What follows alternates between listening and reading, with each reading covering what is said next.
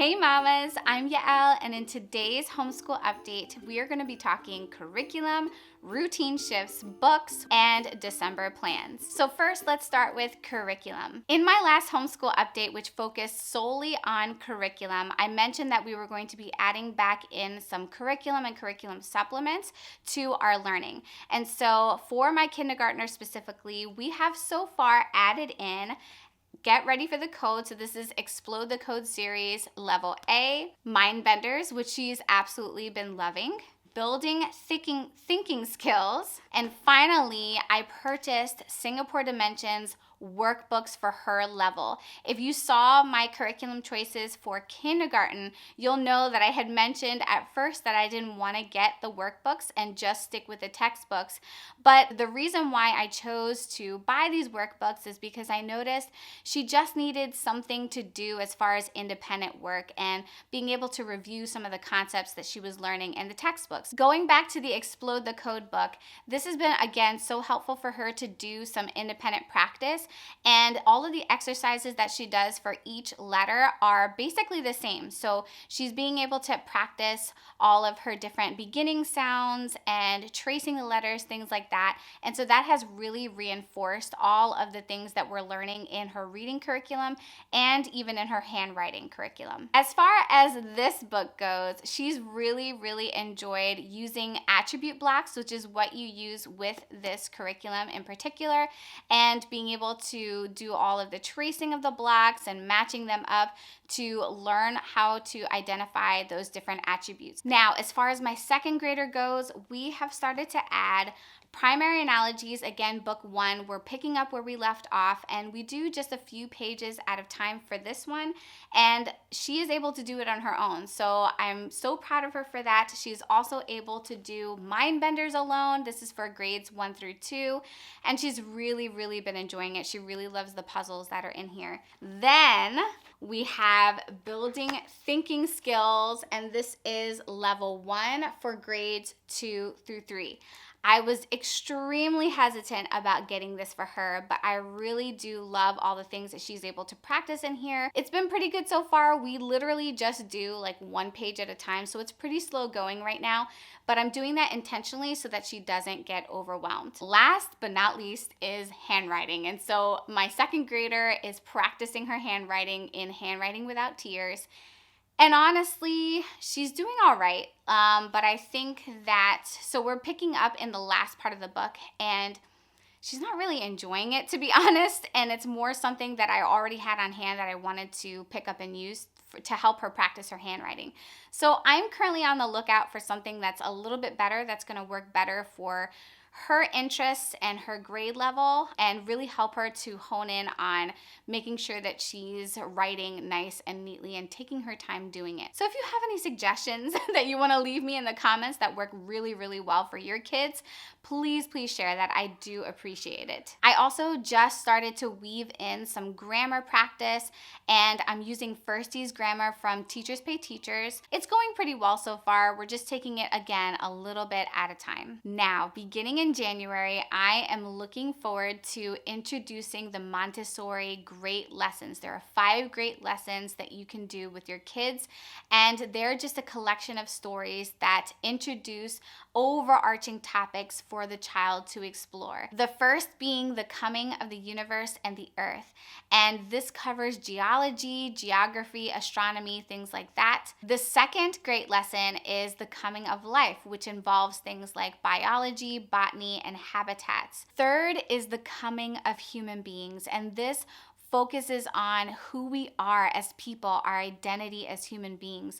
And so we're going to talk about history, art, culture, discovery, and invention. The fourth lesson is the story of writing. So this includes things like language, literature, and writing elements. And last but not least is the story of numbers. So geometry, mathematics, and the origin of numbers. What I'm hoping to do in our second semester, so beginning in January, is start to introduce introduce these different lessons. And there are scripted stories that I found online, both on Teachers Pay Teachers and on a website that I will link for you down below.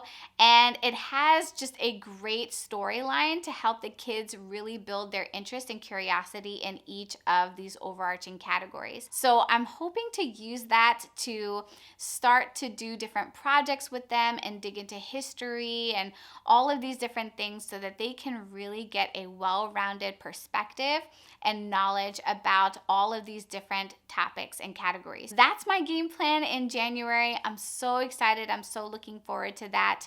And I'll definitely keep you updated and posted on how that goes over with my kids. One of the big things that we have shifted in the past month is our routine. It's important for us as homeschool moms, as homeschool parents, dads, to be attentive to the shifting of the seasons and shifting of time. So like things like daylight savings ending, which really does affect our family rhythm and our family flow. So I was doing my best to be attentive to that, to be sensitive to that, and I tried to change accordingly. So right now, we are following kind of a different flow for our day. So we still have things that are solid and they're probably not going to change, which is our morning chores, kind of our wake routine. But then what I changed was we are doing our work first thing in the morning. So we start with independent work, and some of those curriculum supplements before is what I will have the kids do in the morning, as well as some, introductory sheets for the day that help each of the kids,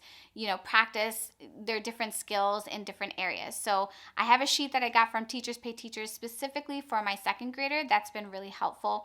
And then for my kindergartner, she does different activities from free resources that I found online, as well as others that I have purchased. So those are really good ways that we have decided to start our day. So after that point, we do playtime. I will put the timer on. The kids will play for about 20 to 30 minutes, depending on what time it is that we start that playtime. And then after that is when we do the one-on-one time. So my kids will just take turns being up with me, and then the others will play in the basement or in another area of the house. And so far, it's been working really well, and we're getting done with our days sooner. Out of curiosity, mamas, I would love to know if you're planning on shifting your homeschool routines as well. And if so, what are you moving around, and what does your workflow look like? So drop me a comment below and let me know. And if you're enjoying this video, please be sure to give it a like, because that will help it to spread to more beautiful mamas just like you. For our December plans, we're going to keep things really simple. The first half of the month is just going to be dedicated to wrapping up our core subjects. So there are a few more chapters, lessons that we're going to be doing to kind of wrap up the end of the year. And then the second half of the month is going to be dedicated to celebrating the season. We're going to do some fun Christmas themed activities, as well as a little bit of reviewing from the entire semester. For my second grader, we're going to be finishing up Logic of English Level B, which I'm really excited about. She has 2 more lessons in that. And then we're just going to do one more chapter, which has 5 lessons in it of Singapore Dimensions Level 1B. Then for my kindergartner, I'm so excited to say that she has actually finished her very first textbook, which is the Level KA of Singapore Dimensions Math. So she's all done, and we're just going to focus on reviewing for that particular subject.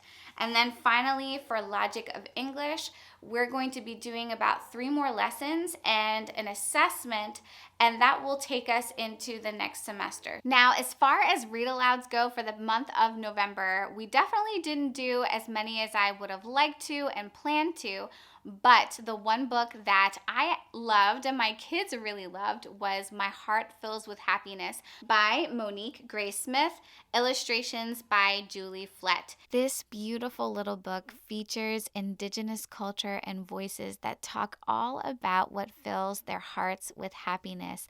And I loved it because with each page, my children and I were also able to reflect on all the good things that fill our hearts with happiness as well. We are still still reading Harry Potter. We are reading the third book, Prisoner of Azkaban, and we are at the edge of our seats.